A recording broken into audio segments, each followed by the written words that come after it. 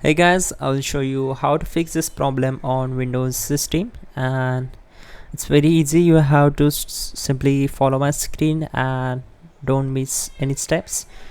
Let's fix this issue together. First of all, in the first step we have to go to the search bar and type here settings and click here to open it. Then just click on these three lines and go to the privacy and security.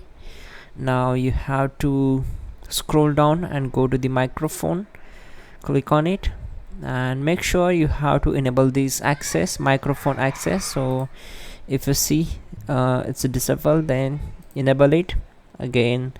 Enable this one also, let apps access your microphone, enable this one and enable all these options from this section. Also you have to enable the option to the Discord also, and then lastly enable option for the let desktop apps access your microphone. If you see this disabled, then you have to enable it.